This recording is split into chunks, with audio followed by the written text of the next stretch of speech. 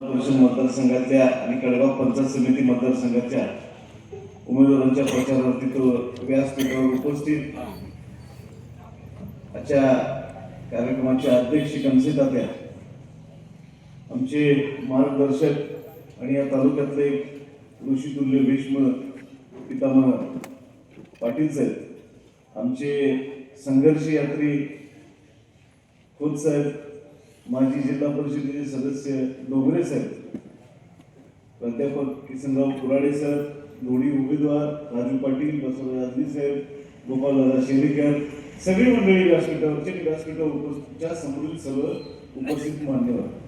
माफ करा, वेळेवर मी सर्वांची नावं घेणार नाही, कारण मी फक्त 2-3 मिनिटांचं मनोगत व्यक्त करायचं असं ठरवलं.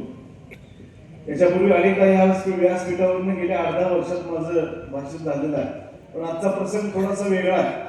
आज मी माझ्या पत्नीच्या प्रचारार्थ इथं आलेलो आहोत.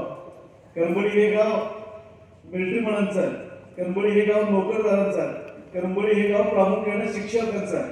आणि आज एक शिक्षकच तुमच्या समोर मी उमेदवार म्हणून समोर आणतो. मित्र, हे अत्यंत वैचारिक आणि विचारवंतांचं गाव आहे, त्यामुळे इथं कुठलाही फालतूपणा धातुपणा चालत नाही, असं वेळोवेळी सिद्ध झालेलं आहे. मागच्या वेळेला मी नवीन होतो, जिल्हा परिषद निवडणुकीला होतो. खोत साहेब, मला 1201 मतं या गावात पडली होती. मला माझ्या आईनापूरपेक्षाही जवळपास 250 मतं या गावामध्ये जास्त पडली होती. आणि आजही मला खात्री आहे की हे गाव माझ्यासारख्या वैचारिक माणसाच्या संघर्षाच्या पाठीशी राहील. मी अत्यंत जाणीवपूर्वक इथं सांगू इच्छितो, मी ज्यावेळेला माझी राजकीय वाटचाल सुरू केली त्यावेळेला एका विचारानं, एका ध्येयानं सुरू केली. आणि आज तागायत माझ्या सुदैवाने मी माझी राजकीय वाटचाल बदलली, माझे विचार बदललेले नाही. गेल्या 4-5 वर्षामध्ये, अर्ध्या वर्षामध्ये अनेक लोकांनी, अनेक पक्ष, अनेक विचारधारा बदललेले आहेत. या सगळ्याला आपण साक्षी राहू.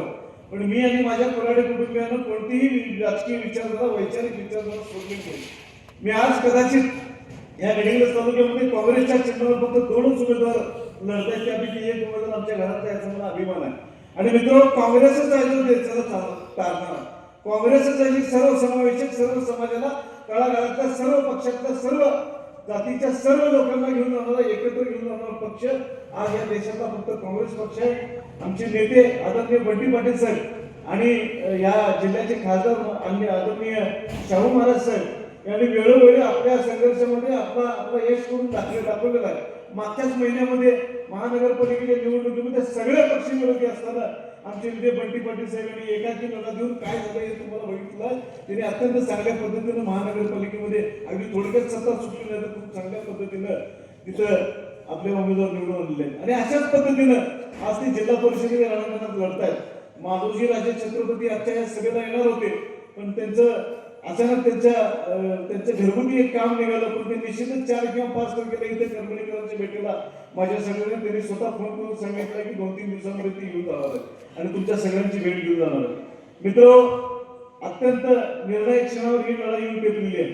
माझं कुटुंब गेली कित्येक वर्ष सामाजिक क्षेत्रामध्ये कार्यरत आहे. एक सल माझ्या कुटुंबाला सलत आहे, ती म्हणजे जिल्हा परिषदेच्या निवडणुकीची. अगदी हातातोंडाशी आलेला विजय दरवेळेला प्रत्येक वेळेला किरकोळ मतामध्ये जातोय, पण यावेळेला मी प्रत्येक 15 वाड्या वस्त्या प्रत्येक गावोगाव फिरतोय. मला डोंगरे साहेब, मला जाणवतं लोकांच्या नजरेत आत्मविश्वास आहे, लोकांच्या हातात हात देण्यामध्ये, लोकांच्या बोलून सांगण्यामध्ये, हसण्यामध्ये त्यांनी आत्मविश्वास देतात. यावेळेला तुला दिले आणि निश्चितच सगळ्या मोठ्या गावात परवा कडगावची सभा झाली राजू पाटील साहेब, आपण 250 माणसांची सभा बोलवली होती. 600-700 लोक आली. आणि तिकडे पलीकडे त्या दिवशी दुसऱ्या पक्षाची सभा होती, तिथं काय परिस्थिती झाली तुम्हाला याच्यानं या व्यासपीठावर सांगायची गरज नाही. मला टीका कोणावर करायची नाही आहे. या मतदारसंघामध्ये जी कामं झालेली आहेत मी त्याच्यावरही टीका करणार नाही. जी कामं, एकच काम 3-3 वेळा दाखवलं गेलेलं आहे. खोत साहेब आणि डोंगरे साहेब ते तिचा वापर करतील. निकृष्ट पद्धतीने कामं केलेली आहेत, कमिशन खाऊन कामं केलेली आहेत. पण मित्र, मी माझी माझ्या आजपर्यंतच्या कारकिर्दीमध्ये सांगतो, मी सोसायटीचा चेअरमन होतो, मी डेअरीचा चेअरमन होतो, मी कारखान्याचा संचालक म्हणून आहे, मी बाजार समितीचा संचालक म्हणून काम केलेलं आहे, मी सरपंच म्हणून काम केलेलं आहे. पण आज सगळ्यात गेल्या जवळपास 1 तासाच्या माझ्या राजकीय वाटचालीमध्ये केसा इतपत असं एखादा ठपका पडेल, एखादा काहीतरी नाव घेऊन गेल्यासारखं काम माझ्या हातनं झालेलं नाहीये. मित्र, पलीकडचे उमेदवार कसे काय त्यांना प्रत्येकाला संधी मिळालेली आहे. पण मी माझी विनंती आहे आपल्या सर्वांना, मी एकच संधी मागतो, मी पुन्हा तुमच्याकडे येणार नाही.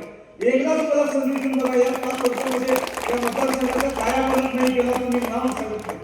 या मतदारसंघाचा कायापालट करत असताना प्रत्येकासोबत आपुलकीने वागण्याचं मी आश्वासन या ठिकाणी देतोय.